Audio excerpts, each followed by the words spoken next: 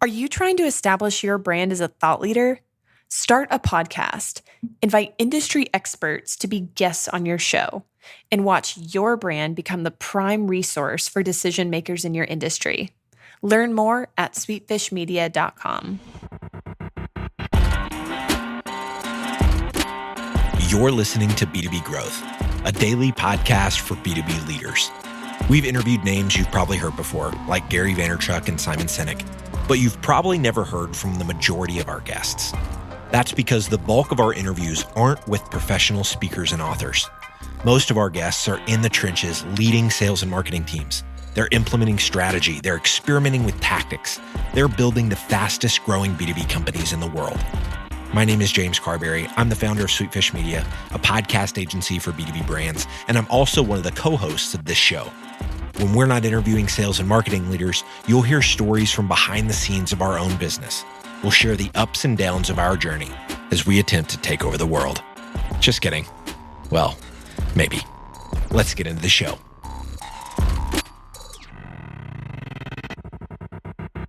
Welcome back to B2B Growth. I am your host for today's episode, Nikki Ivy with Sweetfish Media. Guys, I've got with me today Eric Keating, who is Vice President of Marketing for Appcues. Eric, how you doing today?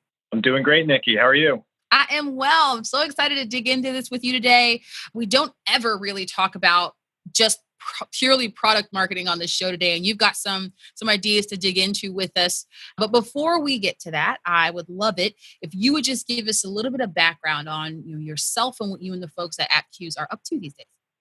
Yeah, sure. Happy to do it. So I've been in marketing for a little over 15 years now, primarily SaaS products and startups, SMBs, companies like ZoomInfo, Compete.com. And because I was in those types of companies, I kind of grew up as a generalist, even though I had a little bit extra of a focus on demand generation. But anyway, so now I'm heading up marketing at Appcues. And what Appcues is doing is helping SaaS businesses from rapid growth startups all the way to the Fortune 500 grow by meeting and exceeding the expectations of today's software users. Really what we've heard again and again is that those user expectations have changed pretty dramatically over the last few years, 10 years, probably influenced by a lot of their consumer experiences. They really just want frictionless, hyper-personalized, self-service experiences. And so Appcues is helping deliver on those by giving them ability to onboard new users, drive product adoption, collect feedback, et cetera, all inside of your product itself without having to rely on dev resources. And so that's really one of the reasons I'm so passionate about product marketing. I think this business model is digital transformation we hear so much about, the product-led being a big topic these days. Product and product experience is really the greatest lever for growth in a lot of SaaS businesses, and product marketing has a huge role to play in that. It does, and I can't wait to hear more about it. Why do you think it is? I know in your network and certainly in mine, that we're starting to hear more folks talk about product marketing? Yeah, great question. I think there are a lot of reasons for that. Before we got on the call, I was looking at Google Trends and found that over the last 10 years or so, interest in the topic has grown by 500%. I have trouble interpreting Google Trends sometimes, but looking at what interest looked like 10 years ago compared to now, it's incredible how much the interest has grown. And so I think to answer your question, what's driving this or why we're hearing more and more, I think it really comes down to the rise of cloud delivery and deployment. So bear with me a little bit. That's maybe a little bit of a stretch to start. But so Mary Meeker, a lot of people know her, puts out this Internet Trends report every year. And the report that came out this year is showing that cloud services like AWS and others in their space, the category in general, is growing by 50% quarter over quarter. And I think that it's really the rise of this delivery mechanism that's not only made it easier than ever to spin up new technology, but also it's really specifically enabling the SaaS business model. And so in this world, I think you're seeing more and more competition. Your markets are incredibly crowded. And so that the way that you position and sell your product are, that's more important than ever. You've got to find ways to stand out and really connect with your audience. And I think the other thing is like with so many options out there, buyers have so many choices. So it often comes down to the customer experience. And in SaaS models, that's kind of largely driven by the product experience that ends up being the driver of business growth. Driving product adoption, like I said, meeting those expectations, creating advocates for your product and your brand. Word of mouth is often cited as more important than any kind of demand gen programs you can run. And then again, like just to jump back to that Meeker report, there's one of the slides she has in there is just a simple formula, which is it says effective and efficient marketing equals one's own product plus happy customers plus recommendations. Right. So she's talking about marketing really being driven by the product experience and advocacy in your customer base. Right. And that's where you gave us a lot there. So I'm like you. I don't really have the easiest time reading Google Trends, but 500% growth in interest is pretty unambiguous, right? And for a lot of the reasons that you gave, that makes so much sense in terms of understanding the power of word of mouth and the relationship with it and product, and understanding what we have as a tool in terms of the cloud delivery mechanism that's available today. But to be clear, when we talk about product marketing, we're not talking about product management, and we're not talking about just marketing. What are we talking about, Eric? Tell us, what exactly is product marketing? What is product marketing? That is a great question. And, I think that the lack of clarity around answering that question is probably another reason why there's so much interest, especially on search engines. So, when you do search a term like what is product marketing, you get a very diverse set of definitions. There's not a ton of uniformity. In my own personal experience, role of product marketing, the role of the peers that I've had when I've had them has varied pretty widely as well. I've seen them focus on anything from positioning to competitive intelligence to sales enablement to more like customer marketing, telling their stories, et cetera. But I think, at its core, I think the most important role of product marketing, and probably the most consistent across organizations, is that product marketers need to have a deep understanding of the customer, a deep understanding of the market and the competition, and a deep understanding of their product. And it's the responsibility of the product marketer to ensure that sales, marketing, product, as well as other teams in the organization are leveraging that understanding, that intelligence to optimize their respective functions. I think product marketing is often the bridge between these functional units. It helps drive and define go-to-market strategy, prioritize roadmap. And, I think probably the main reason why there's so much confusion about it is because it depends on the company. Each company has unique needs, right? Depending on what stage they're at, what market they're in, their business model, even like what are their current burning challenges, right? And so, depending on what that business needs at that time, a product marketer can use that core understanding and their role of being the bridge between departments to do anything from enable the sales team with, like I said, competitive intelligence, good product positioning, et cetera.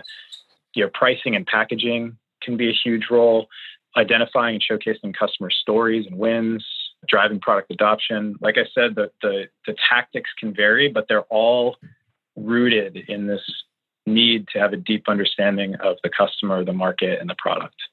Right. And then with that understanding, the skill to communicate it internally and externally. That's a lot. I was nearly exhausted just listening to you talk about all of the things that this individual is responsible for, and all of the different things that they, like I mentioned, not only have to know how to understand, but have to know how to explain and then put into campaigns, both internal and external, to sort of pull this whole thing together and be a bridge like you talked about. So it sounds like a unique individual with a particular set of skills that is a successful product marketer.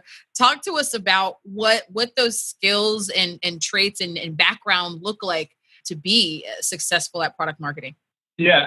And, I'd say hopefully there's in a company that's established, there's more than one product marketer. So hopefully all of this is not falling on an individual. I think we're seeing more and more investment in the function, right? People are identifying how important of a role the function can play. But when I think about like the most important skill sets to have, I think first and foremost, it's kind of general, but I think it's like a love of people and like a special interest in kind of understanding their motivations and desires, et cetera.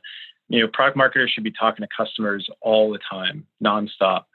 They, like I said, they're responsible for having this deep understanding of them. They need to be immersed in the world of their customers. They've got to be talking to sales, CS, support teams about what are the most common questions you hear on a call or in your support ticket queue, et cetera. They've got to be participating in communities, actively involved in the market, like attending events, meetups, et cetera. And then I think the other core skill, which is very much related to that first one, of wanting to understand and relate to people, which is having a knack for collaboration and building influence, coordination, et cetera. As I mentioned before, they're kind of the glue and the bridge between a lot of different departments, and it's really their job to ensure that every team is kind of rowing in the same direction based on the same fundamental understanding of the customer, the product, and the market. And so to do that, it often takes a lot of buy-in, generating buy-in across those teams, right? And everybody has different opinions, and everybody's looking at the world through their own functional lens. And so it takes somebody to be able to understand what everybody's trying to achieve, both internally and externally, and make sure that people are really bought into what they're doing, and that it's all driven and powered by the same fundamental understanding. So I think, just to recap, it's this love for people and this wanting to understand them, and being able to influence and generate buy-in across different groups. And that's pretty high level, right? Like there's also skills like you want to be able to do research. You want to be skilled at research. You want to be skilled at positioning. You want to have experience with pricing and packaging, sure. But I think at its core, those are some of the fundamental skills or core competencies I'd look for in a solid product marketer. What's so great about the way that you laid that out is that it starts with love, right? It starts with a love for and a love of the people involved and a passion for what you're doing. Because listen, if you don't have that with all these other facets that this individual or that this group is responsible for, it's going to be pretty tough to pull that off unless you love it, unless you're passionate about it. So I love that that's where you started when you talked about the skill set. Totally. And that pertains to product marketing, but also when I think about going back to college and high school, the classes that I loved, I did really well in. The classes that I didn't care about, the topics, I did not do well. And so I'm lucky to have found something in my career that I really love doing, because it turns out I'm better at doing things that I love. Would you just look at that? No, you're so preaching to the choir. Are we the same or what? So I went to school for broadcast journalism, right? It's technically a communication, fine arts, and media degree, right? People gave me a hard time. Like, what are you going to do with that degree? And I was like, look, man, this is what I love.